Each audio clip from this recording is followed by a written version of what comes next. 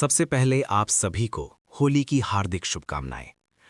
आज हम एक और रहस्यमयी कहानी सुनाने जा रहे हैं। कहानी में आगे बढ़ने से पहले हमारे चैनल को सब्सक्राइब करें।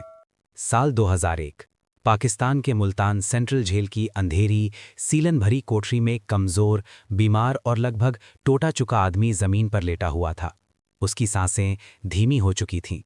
पास ही एक पुरानी, मुड़ी तोड़ी चिट्ठी पड़ी थी, जिसमें लिखा था, क्या भारत जैसे बड़े देश के लिए अपनी जान देने वालों को यही मिलता है?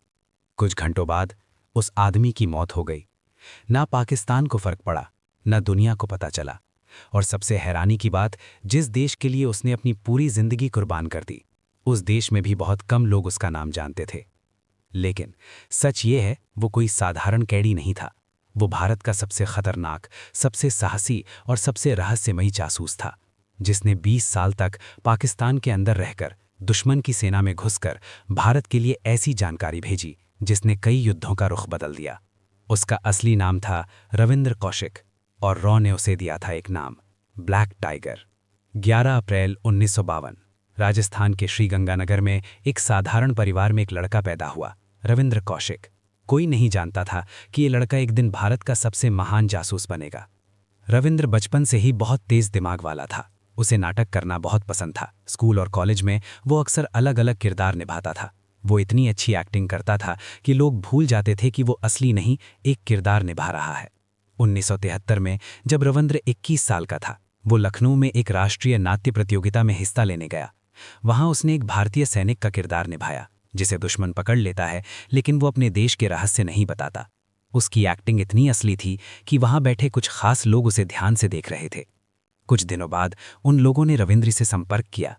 उन्होंने उसे एक प्रस्ताव दिया, क्या तुम भारत के लिए जासूस बनना चाहोगे? इसके साथ एक चेतावनी भी थी, अगर तुम पकड़े गए तो भारत तुम्हें पहचानने से इनकार कर देगा। तुम्हारा नाम मिट जाएगा, तुम्हारी पहचान खत्म हो जाएगी, तुम्हारा परिवार तुम्हें कभी नहीं देख पाएगा। रविंद्र ने कुछ पल सोचा और फिर कहा, मैं तैयार हूं। इसके बाद उसकी जिंदगी हमेशा के लिए बदल गई। उसकी ट्रेनिंग शुरू हुई, उसे उर्दू सिखाई गई, उसे इस्लाम धर्म के रीति रिवाज सिखाए गए, उसे पाकिस्तान की संस्कृति सिखाई गई, उसे सिखाया गया कि कैसे एक नई पहचान के साथ जीना है। धीरे धीरे रविंद्र कौशिक खत्म हो गया और पैदा हुआ एक नया इंसान, नबी अहमद शाकिर। 1975, 23 साल की उम्र में वो पाकिस्तान पहुंचा। अब वो एक भारतीय नहीं था, वो एक पाकिस्तानी नागरिक था। उसने कराची यूनिवर्सिटी में दाखिला लिया। वहां उसने कानून की पढ़ाई शुरू की। उसने वहां दोस्त बनाए। वो वहां की जिंदगी में पूरी तरह घुल मिल गया। किसी को भी शक नहीं था कि वो एक भारतीय जासूस है। कुछ सालों बाद उसने पाकिस्तान की सेना में भर्ती के लिए आवेदन किया और वो चयनित हो गया। अब वो दुश्मन की सेना के अंदर था।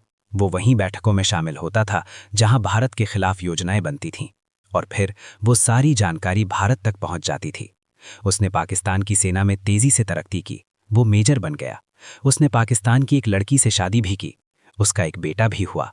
अब उसकी एक नई जिंदगी थी, एक नया परिवार था। लेकिन उसके दिल में एक ही चीज थी, भारत। 1979 से 1983 तक उसने भारत को बहुत महत्वपूर्ण जानकारी दी, ऐसी जानकारी जिसने भारत को दुश्मन की योजनाओं से बचाया। वो भारत की आंखें और कान बन चुका था। लेकिन 1983 में एक गलती हो गई। एक और भारतीय एजेंट पाकिस्तान भेजा गया, लेकिन वो पकड़ा गया। पूछताछ में उसने सब कुछ बता दिया। अब पाकिस्तान को पता चल गया था कि उनकी सेना के अंदर एक भारतीय जासूस है। जांच शुरू हुई और आखिरकार रविंद्र कौशिक पकड़ा गया। उसे गिरफ्तार कर लिया गया। उसे जेल में डाल दिया गया। उससे पूछताछ की गई। उसे बहुत यातनाएं दी गईं, लेकिन उसने हार नहीं मानी। उसने अपने देश के रहस्य नहीं बताए। अदालत ने उसे मौत की सजा सुनाई, लेकिन बाद में इसे उम्र कैद में बदल दिया गया। अब वो एक कैदी था, वो अकेला था। जिस देश के लिए उसने सब कुछ किया, वो देश उसका नाम भी नहीं ले सकता था। जेल में रहते हुए उसने अपने परिवार को चिट्ठियां लिखीं। उसने लिखा, क्या भारत जैसे बड़े देश के लिए अपनी जान देने वालों को यही मिलता है? साल बीतते गए, उसकी सेहत खराब होती गई, वो कमजोर होता गया। लेकिन उसने कभी अपने देश से विश्वास नहीं खोया। 22 नवंबर 2001, मुल्तान जेल। रविंद्र कौशिक की मौत हो गई। वो 49 साल का था। वो मर गया, लेकिन उसकी कहानी जिंदा रही। एक ऐसा इंसान जिसने 20 साल तक दुश्मन के देश में रहकर अपने देश की रक्षा की, जिसने अपनी पहचान खो दी, अपने परिवार को खो दिया, अपनी जिंदगी खो दी, लेकिन अपने देश को कभी नहीं छोड़ा।